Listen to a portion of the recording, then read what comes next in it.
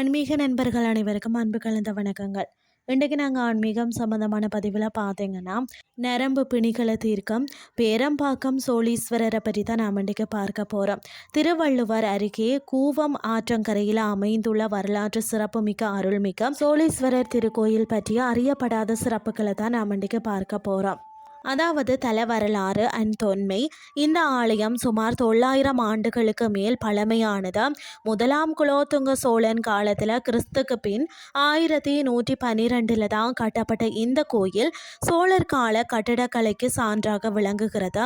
கல்வெட்டுகளின்படி தொடக்கத்தில் இந்த இறைவன் குலோத்துங்க சோழீஸ்வரமுடைய மகாதேவர் என்று அழைக்கப்பட்டுள்ளார். நரம்பு நோய்களுக்கு அருமருந்தாகவும் ஈசன் இந்த கோயிலின் மிக முக்கிய சிறப்பு இங்குள்ள ஈசன் நரம்பு மருத்துவராக போற்றப்படுவதுதான்.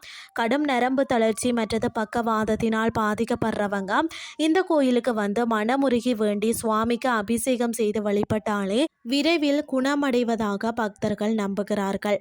உண்மை சம்பவம் என்னன்னு சொல்லி பார்த்தீங்கன்னா, இவ்வூரை சேர்ந்த பெரியவர் ஒருவர் தீராத நரம்பு வியாதியால் பாதிக்கப்பட்ட போதும் இந்த சோழீஸ்வரரை வேண்டி நலம் பெற்றாராம்.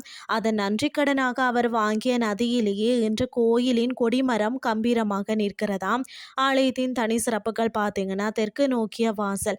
பெரும்பாலான சிவன் கோவில்களில் கிழக்கு நோக்கி இருக்கும் நிலையில் இது வந்து தெற்கு நோக்கி நுழைவாயில கொண்ட ஒரு அபூர்வ தலமாகும். மற்றது வேண்டுவோரின் குறை தீர்க்கும் கருணை கடலாகத்தான் அன்னை காமாட்சி அம்மன் தெற்கு நோக்கி அருள் பாலிக்கிறார். சக்தி விநாயகர், அதாவது ஓம் சக்தி விநாயகர் நம இந்த மந்திரத்தை இங்கு 108 முறை பாராயணம் செய்தால் தடைப்பட்ட காரியங்கள் தடையின்றி நடக்குமாம். வள்ளி தெய்வானை சமேத முருகன், துக்கை ஐயப்பன் மற்றது நாகர் சந்நிதிகளும் இங்கு வந்து அமைந்துள்ளது.